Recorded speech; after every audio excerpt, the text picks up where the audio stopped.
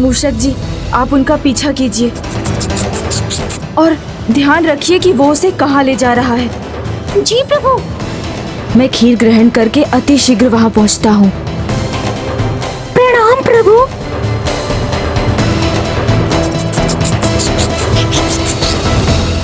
पिताश्री, आपने मुझे अभी तक ये नहीं बताया कि हम जा कहाँ रहे हैं। तो अब मुझे क्या करना होगा?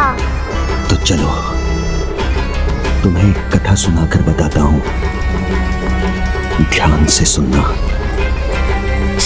इस मार्ग के अंत में तो अथाह गहराई है।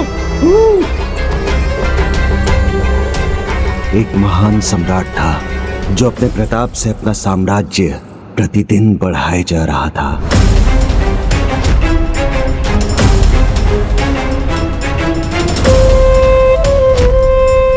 फिर एक दिन जब उसके सामने एक त्रिमुखी विपदा आई तो उसके बढ़ते साम्राज्य को जैसे कोई रोग ही लग गई। फिर उसका दुर्भाग्य उसके पीछे ही पड़ गया और वो सम्राट एक एक कर बहुत कुछ खोता ही चला गया। और ये क्रम थम ही नहीं रहा था।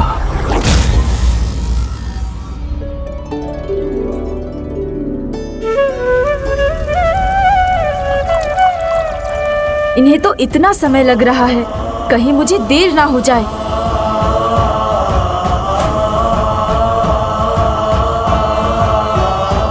माता, मैं आपकी सहायता कर देता हूँ। प्रभु, इतनी कठिनाई से मुझे ये कार्य करने का सौभाग्य प्राप्त हुआ है। आप मुझे स्वयं ये कार्य करने की अनुमति दीजिए।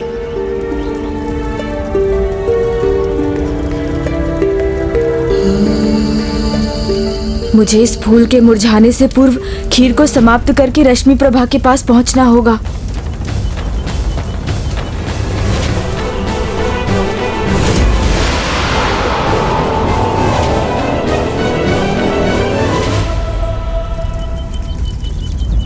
अब तो मेरी चिंता बढ़ने लगी है।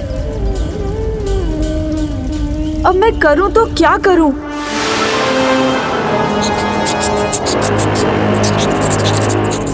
फिर उस सम्राट ने अपनी विपदा दूर करने का क्या उपाय किया पिताश्री? वो अपने पूर्वजों, अपने वंश के महानतम महापुरुषों से भेंट करने के लिए गया। फिर पिताश्री? फिर उसके पूर्वजों ने उसे एक ऐसा हल बताया जो उसके हृदय पर बहुत बड़े आघात के समान था। क्या था वो सुझाव? उसके पूर्वजों ने कहा, इस घोर विपदा से उसके राज्य की रक्षा एकमात्र उसकी पुत्री ही कर सकती है। उसकी पुत्री? किंतु कैसे पिताश्री? अपने प्राण देकर, अपने प्राण देकर। फिर क्या हुआ पिताश्री? वो सम्राट अपनी पुत्री से अपार स्नेह करता था, तो वो उसे कैसे कोई कष्ट पहुंचा सकता था। किंतु विपदा तो बढ़ती ही जा रही थी। उसके निकट सब नष्ट होता जा रहा था।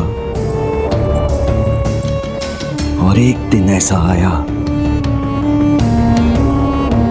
जब स्वयं उसकी मृत्यु उसे डसने उसके सामने खड़ी थी। फिर?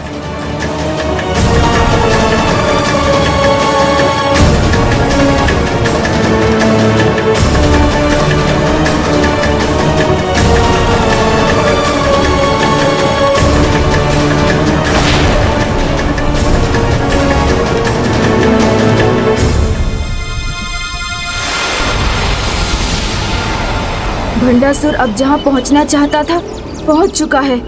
मुझे शीघ्रता करनी होगी।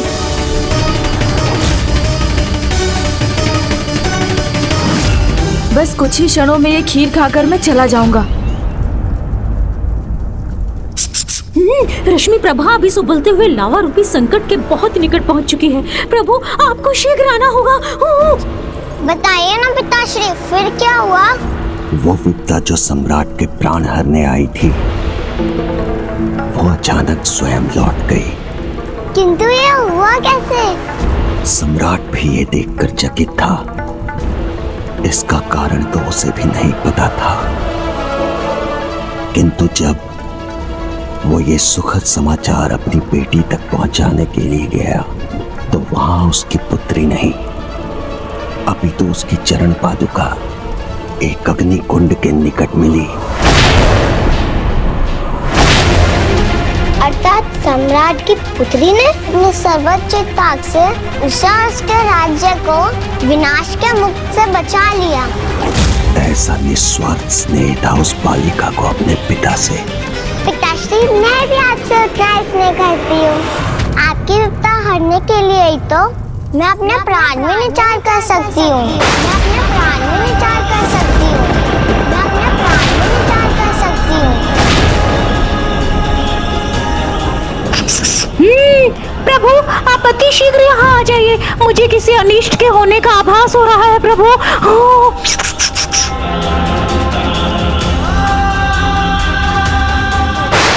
तो कर दो पुत्री, तो कर दो पुत्री, तो कर दो पुत्री।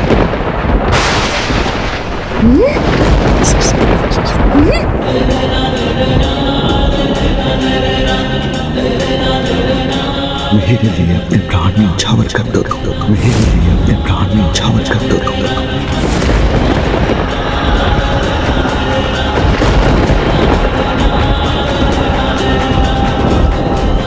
पिताश्री, पिताश्री, पिताश्री।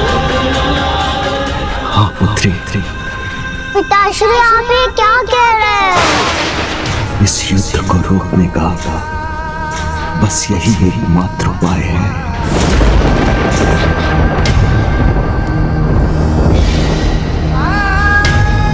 मेरे प्राण? तुम्हारे प्राणों से ही मुझे जीवन और मेरे साम्राज्य को प्राणदान मिल सकता है। मुझे क्षमा करना पुत्री, मैं विवश हूं।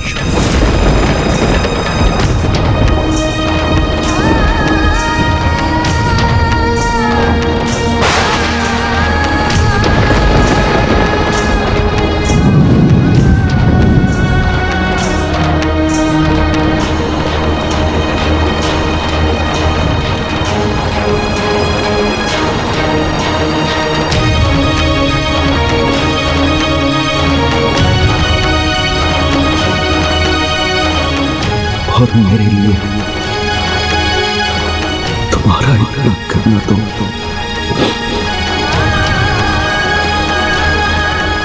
चलता है। आप कहाँ रह गए प्रभु? शीघ्र आकर इसकी रक्षा कीजिए।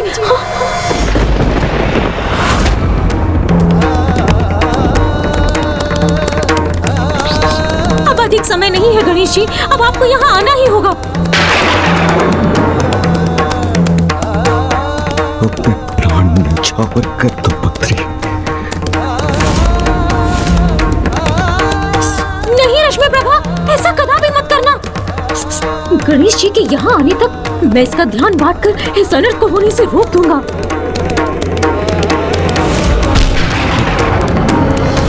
अब और प्रतीक्षा नहीं कर सकता, मुझे अभी जाना होगा। तो आप वचन दीजिए मुझे, आप इनकी हाथ की बनी खीर खाए बिना कहीं नहीं जाएंगे। प्रभु, खीर ग्रहण कीजिए।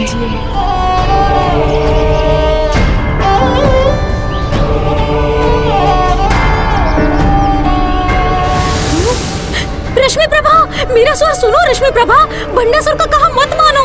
रश्मि प्रभा,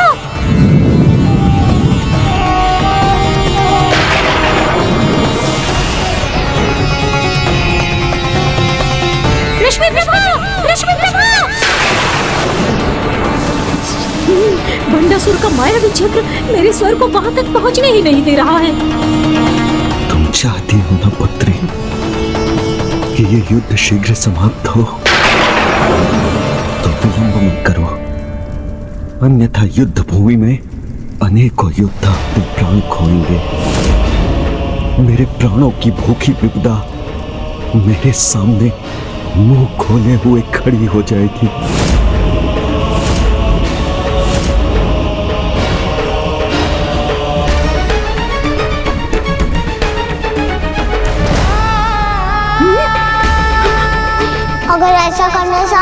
रक्षा होगी पिताश्री तो मैं अवश्य करूंगी।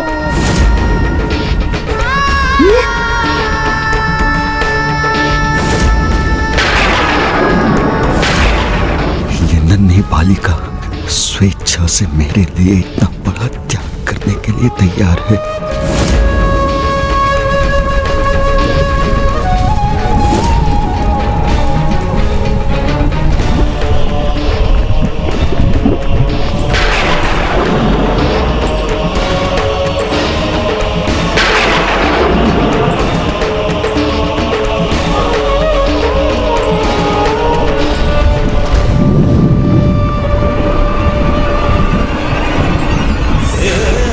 पिताश्री आपके समान मैं भी आपसे बहुत स्नेह करती हूँ, आपको खोना नहीं चाहती।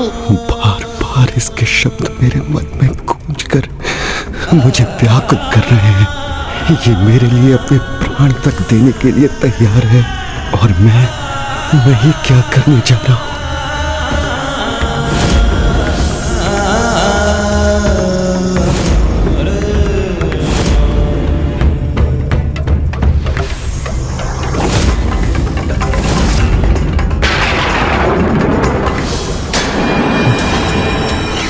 लोभ, मोह, मद, मत्सर्य, काम, क्रोध है हम।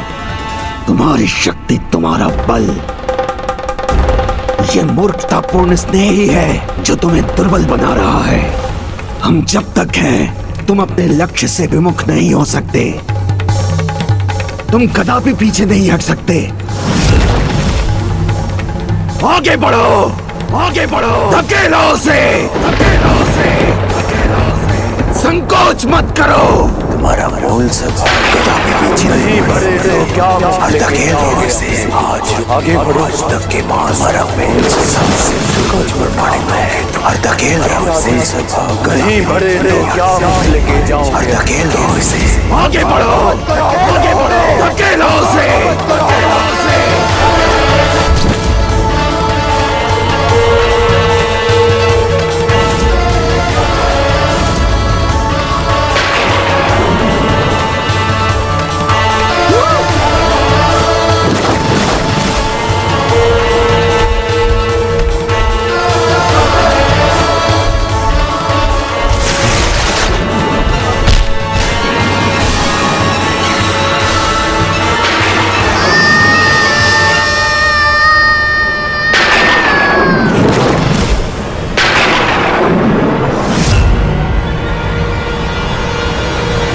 जब कोई अपने विकारों को स्वयं पर हावी होने देता है, तब निस्वार्थ स्नेह जैसी सकारात्मक भावना भी पराजित हो जाती है।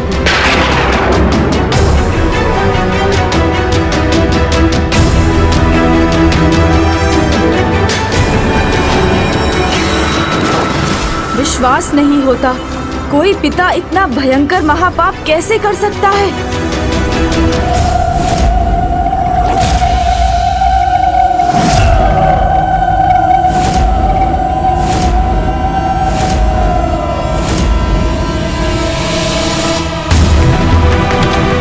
चिंता मत करो पुत्री, मेरे रहते कोई संकट तुम्हारे निकट नहीं आ सकता।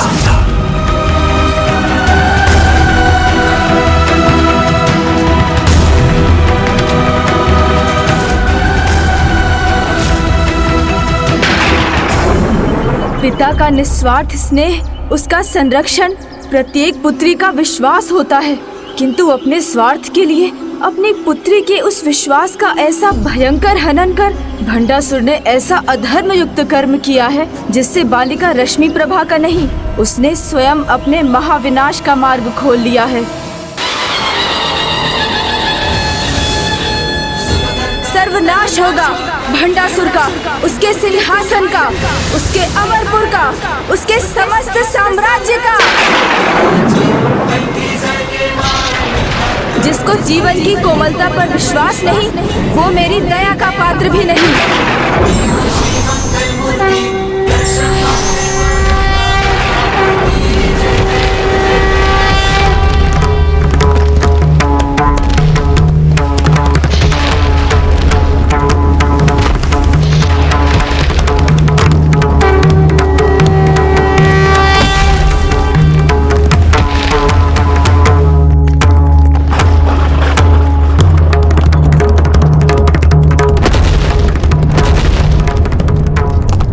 बार यहाँ अशुभ संकेत उत्पन्न होकर हमें इतना व्याकुल क्यों कर रहे हैं? क्या असुरराज की अनुपस्थिति का लाभ उठाकर देवी सेना का आक्रमण ही इसका कारण है? नहीं, देवी सेना नहीं, इसका कारण गौरी नंदन गणेश जी।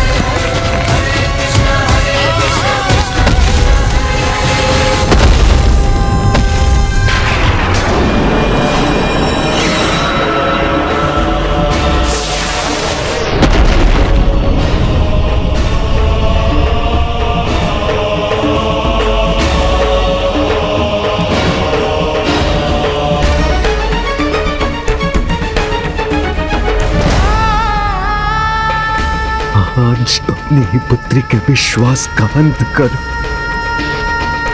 मैंने उसके प्रति अपने स्नेह को कलंकित किया है।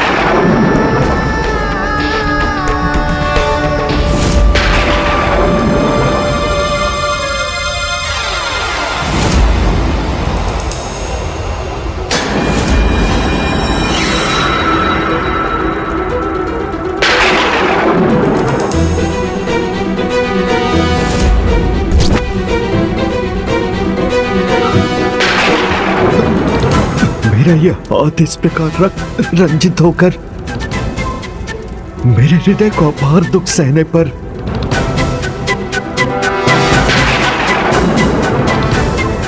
अपनी पुत्री के प्राण लेकर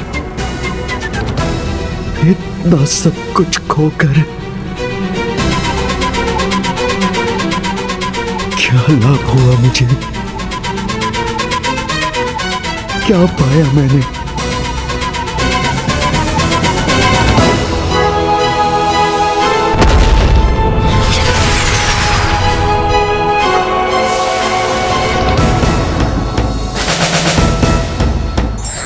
त्याग कर दो अपनी पुत्री का और फिर देखो कैसे तुम्हें वो महाभारत जिससे तुम उस देवी को परास्त कर सकते।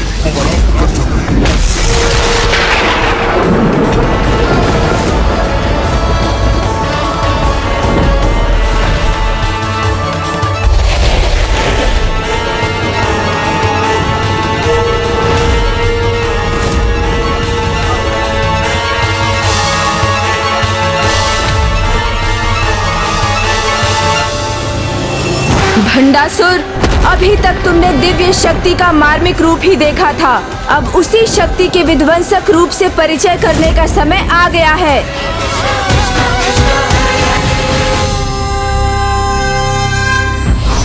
काम, क्रोध, लोभ, मोह, मद, मात्सर्य जैसे दुर्गुण प्रत्येक व्यक्ति में अंतर्निहित होते हैं। अगर इनका नाश ना किया गया तो ये हमारा सर्वनाश कर देंगे।